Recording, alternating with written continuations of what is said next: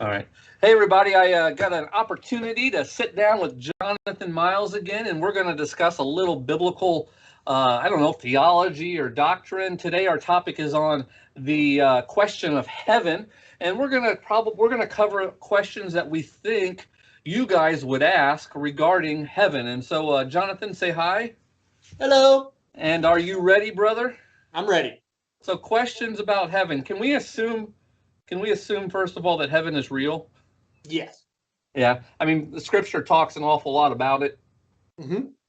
and Jesus refers to it. In fact, Jesus talks about preparing ourselves for the kingdom of heaven, that our lives are building up to that moment. So wondering whether or not heaven is real, we're all pretty good with that one. We may question hell because of the ramifications that come with it, the negativity that is associated with it. But heaven, we all kind of want heaven to be real. Scripture supports it. Yeah. The thing is, though, it's often interesting how we make the same sort of mistakes about heaven that we do about hell, right? Explain that. Well, what I mean by it is a geographical mistake, Okay. right? The idea that heaven is someplace above us,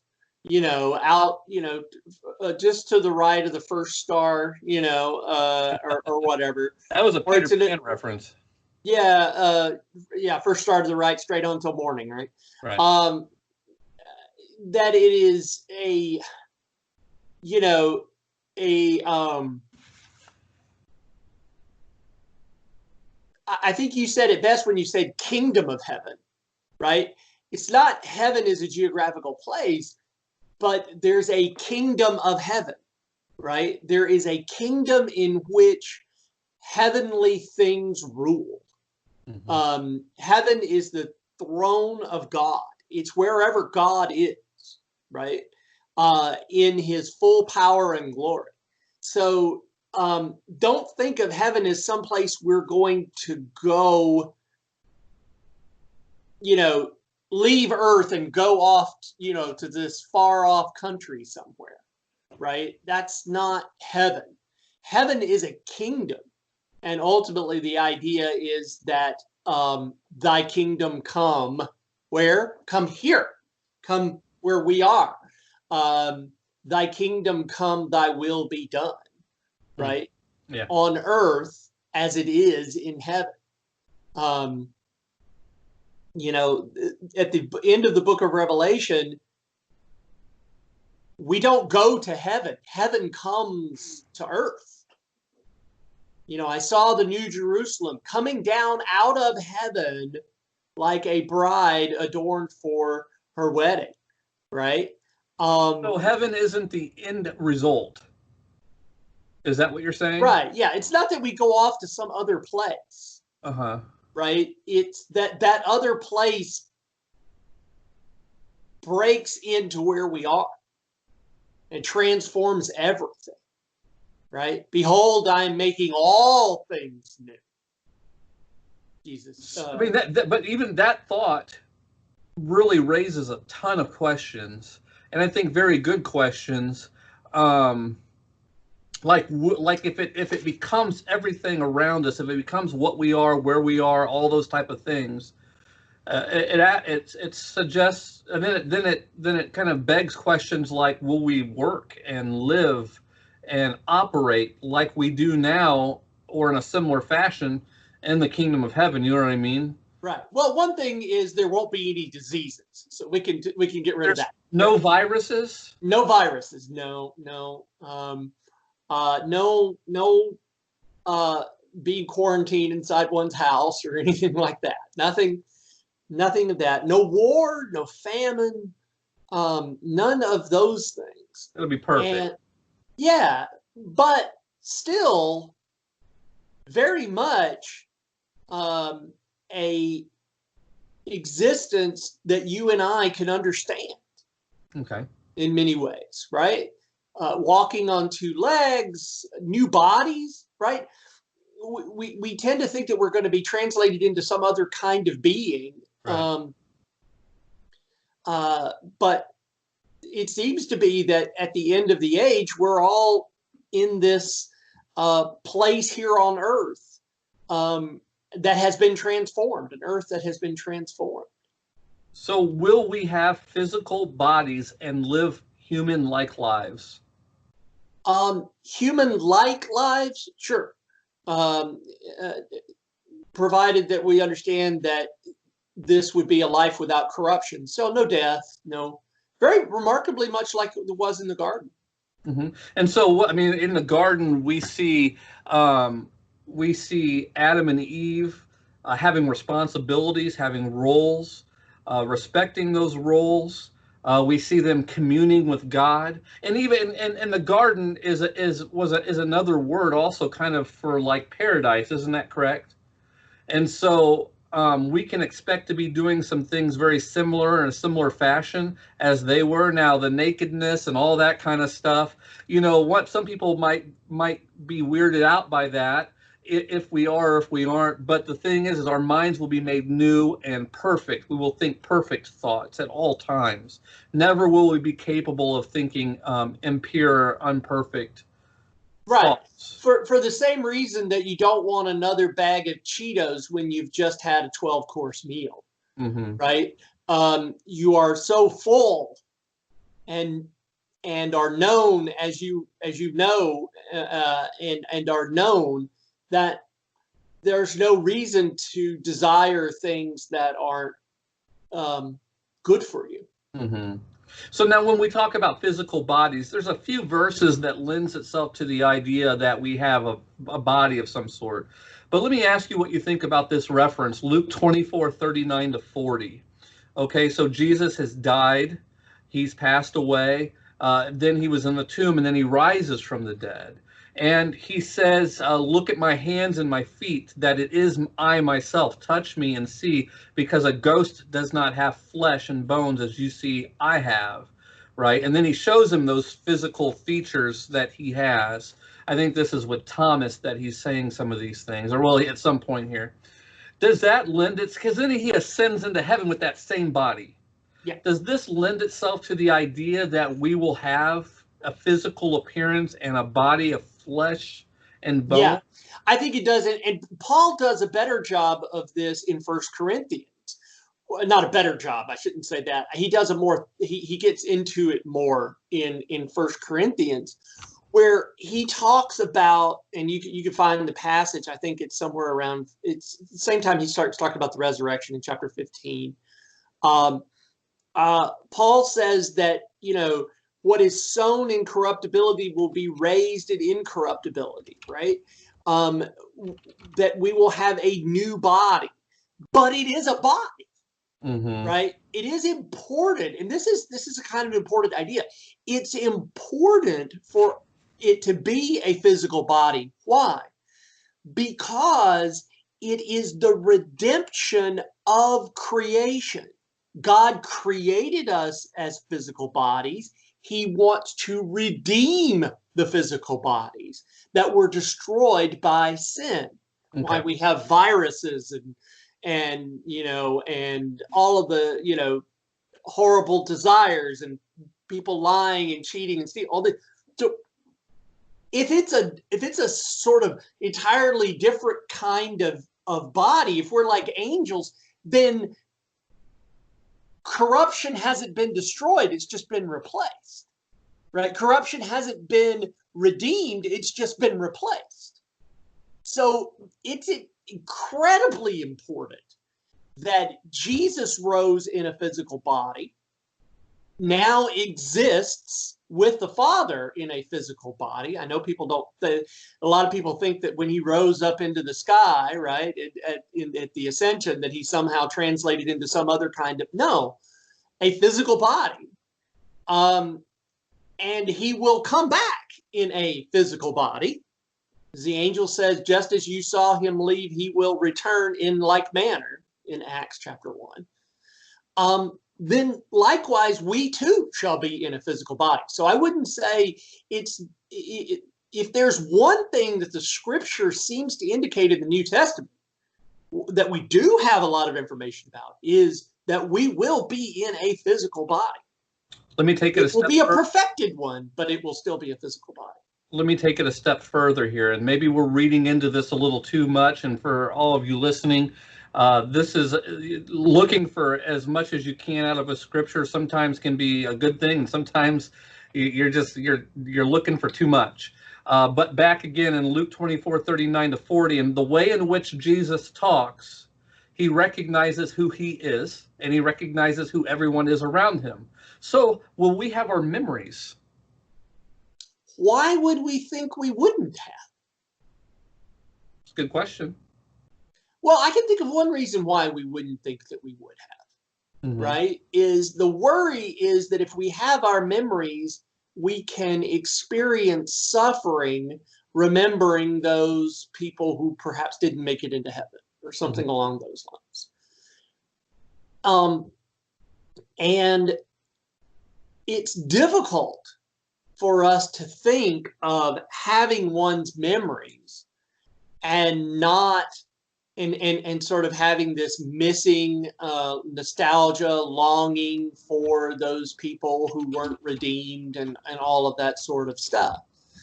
And I think that Scripture certainly, if Jesus is the prototype for the kinds of bodies that we will have, then I think there's good reason to believe that we will have our memories just as he did. Okay. And I think your first question actually is the best question that we should always start with. Why would you think you wouldn't? I do think that there's a good handful of people that really want to have their memories because they want to remember people. They want to remember the good times. They may not necessarily be thinking about, oh yeah, the bad times. Yeah, I don't want to remember those. But it's kind of like just for the sake of understanding how this works, take whatever part of your brain remembering the bad things and just remove it, right? It's not that you don't remember the bad things, it's that you see them in a perfect light if you can remember them. Much better, yeah. Or but it's set up. Don't worry, God doesn't make mistakes here. You will have no worries about the bad things. They will be. Well, one of the things that I was thinking about is that when I regret something, it causes suffering when I'm struggling because this is kind of philosophical and I'm trying to sort of figure this out myself. It's just something I thought of just now. But when I regret something that happened in the past or that something in the present is not the way it I wanted it to be or whatever, there's a whole lot there about that desire for things to be different that causes the suffering, right? Okay. But in heaven, I will be in the heavenly state, right? I will be able to look into the face of pure justice, God himself. And that will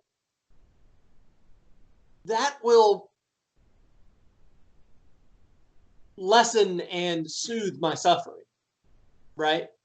It's pretty interesting that in Revelation it says that the tears will be wiped away from everyone's eyes, right? That doesn't indicate that there weren't tears. It just indicates that God is the one who is going to comfort us, and that is a kind of comfort that is far greater than anything you and I can experience. That's a good point. That's a very valid point. In fact, oftentimes we think of God will wipe away our tears as in we will no longer shed a tear. Tears will be over from that moment. Well, it says there will no longer be any sorrow. Yeah. Right.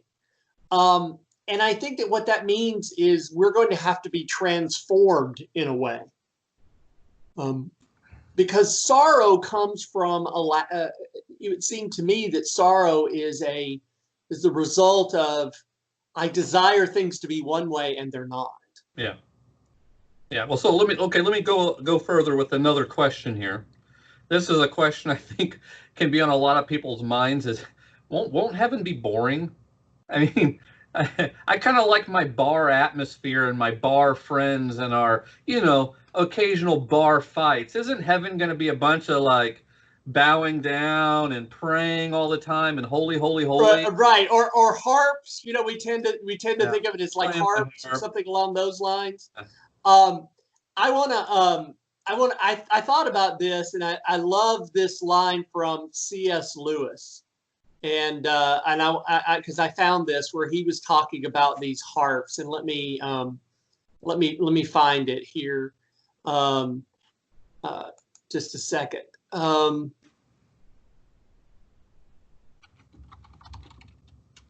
Yeah, so this is from Mere Christianity. He says, there is no need to be worried about facetious people who try to make the Christian hope of heaven ridiculous by saying they don't want to spend eternity playing harps, right? So Lewis is dealing with these people who, probably people in his own departments at the university, right?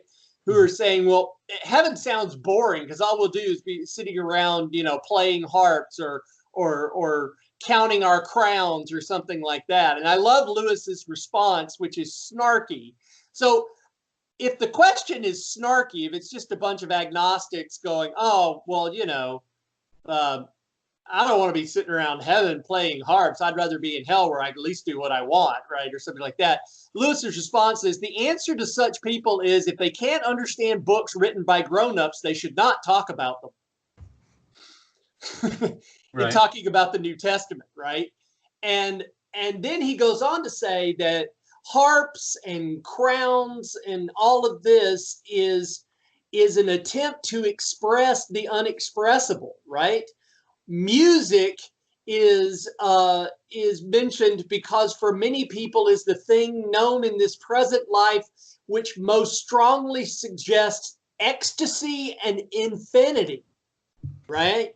And crowns are symbols of glory, and so these descriptions of, oh, we'll just be sitting around playing harps all day are often what I think of as the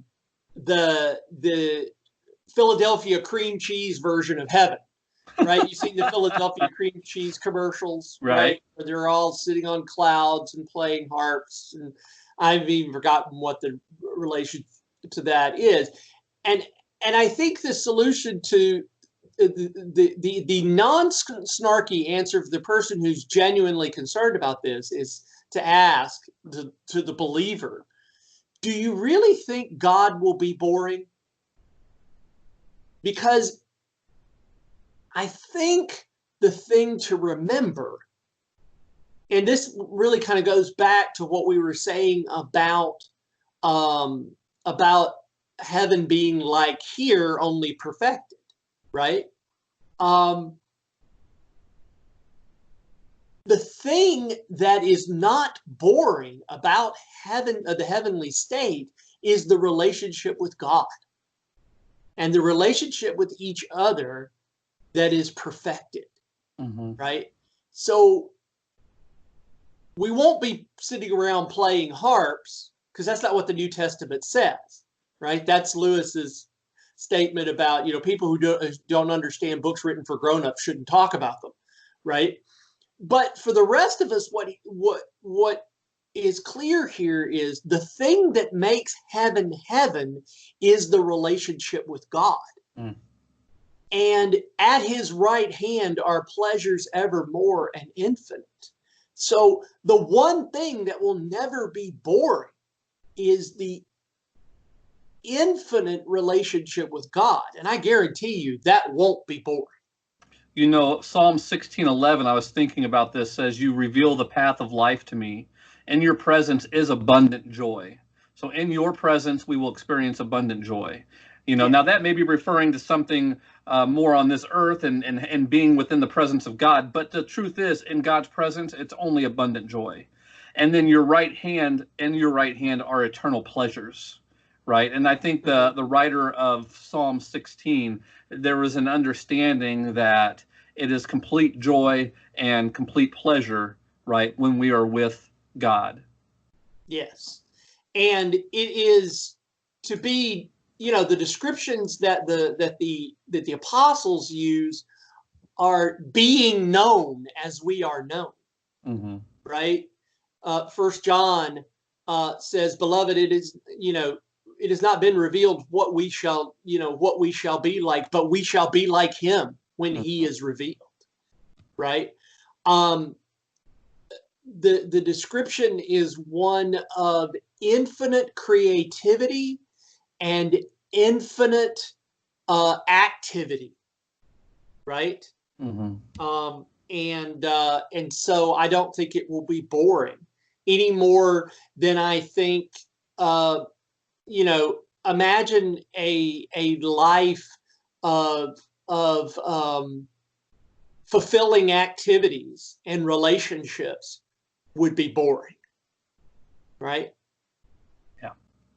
Let me So ask. I think that the key thing here is that heaven is not a place where you get to do whatever it is you want to do. Heaven is rather the place where your love for God is finally opened up and there is absolutely no barriers between you and God. See, my favorite verse about heaven is Revelations 21. Mm-hmm. Well, I'm going to ask you a question about that in a few minutes. Yeah, but let me just, Yeah, go ahead. I looked, and behold, the dwelling place of God was now with men, right? Mm. And God announces it, right? I mean, in that verse, can you find it real quickly? Pull it up. You probably pull it up while I'm. You're going to have to say that again, though. It's Revelation 21. For behold, the dwelling place of God is with men.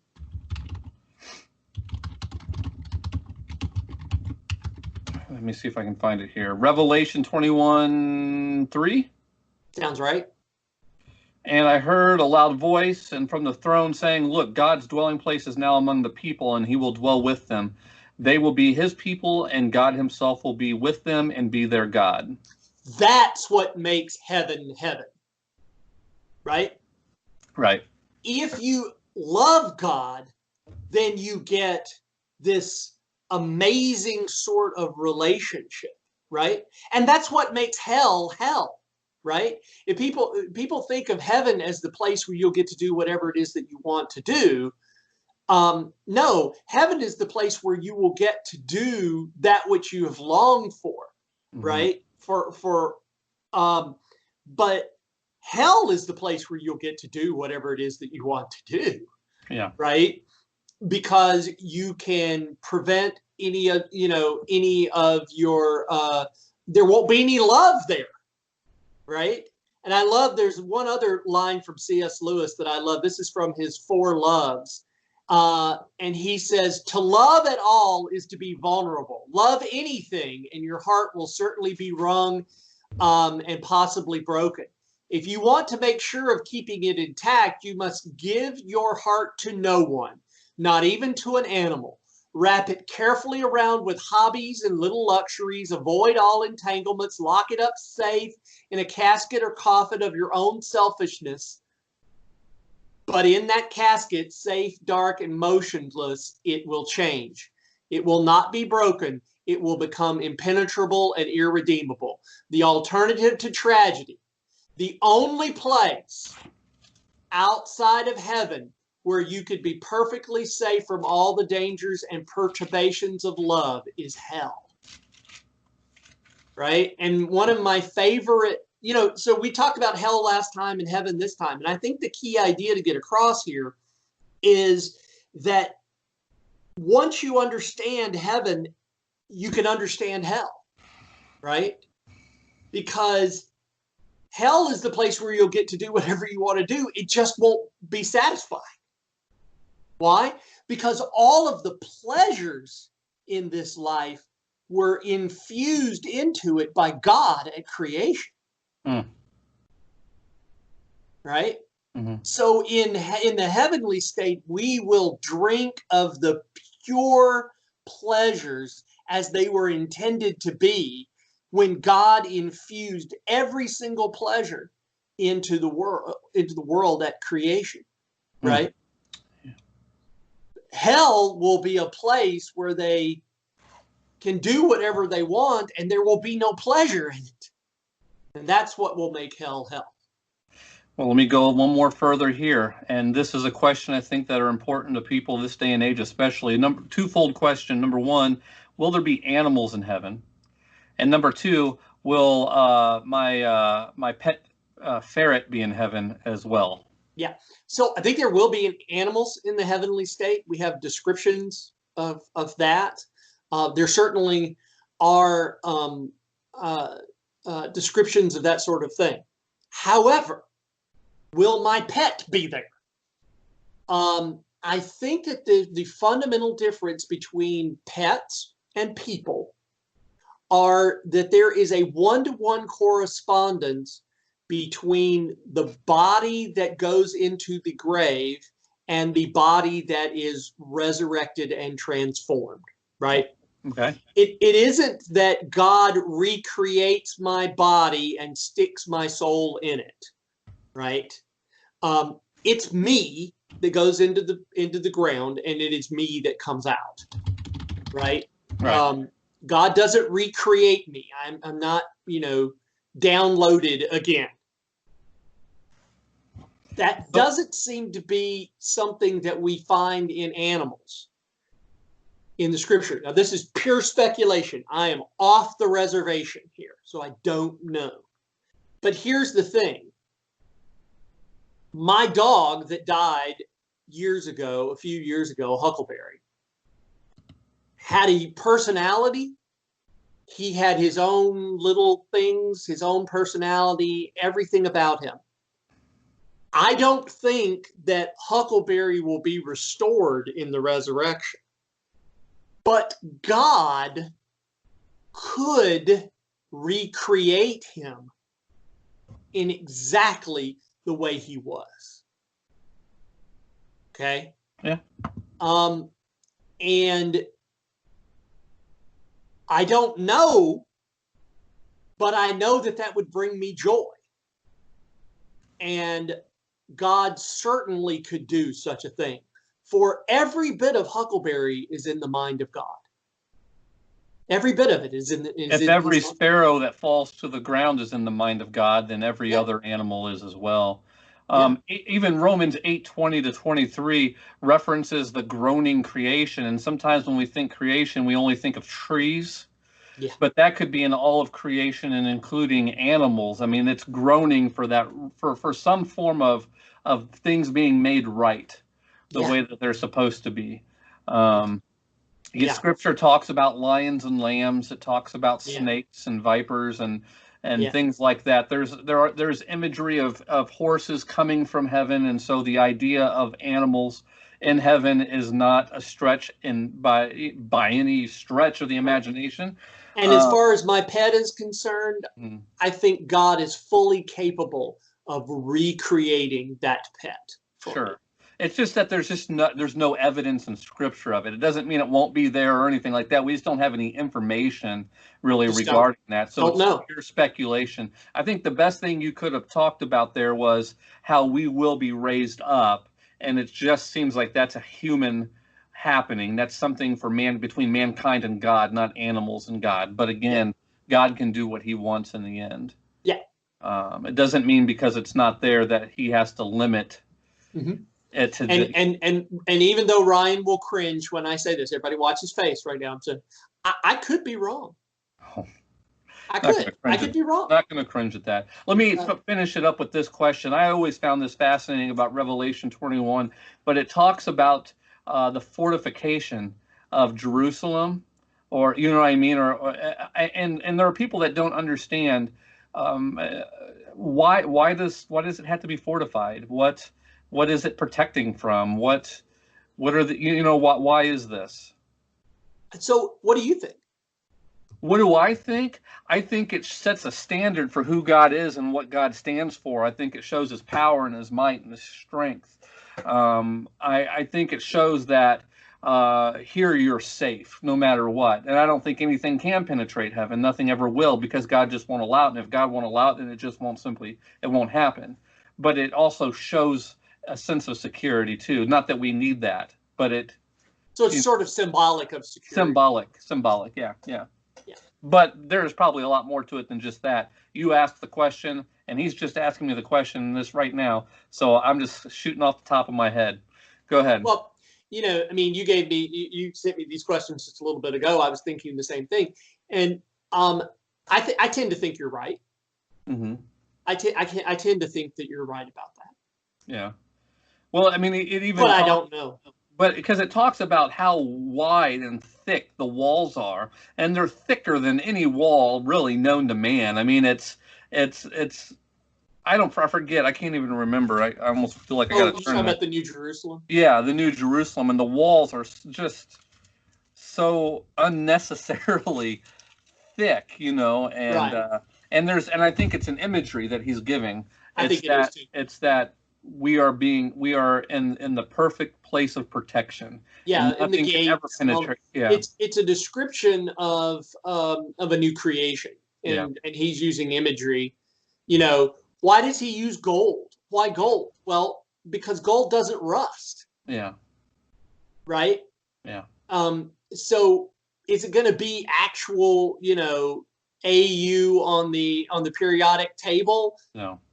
No. And the crystal C. Why in the world? Why a crystal C? I don't want a crystal C. These are just doing our best. John is sitting here doing his best, trying to describe something that he sees. Yeah. That is the last word until the coming of the Lord. And so he's doing his best he can. Yeah. Well, let me tell you, good subject.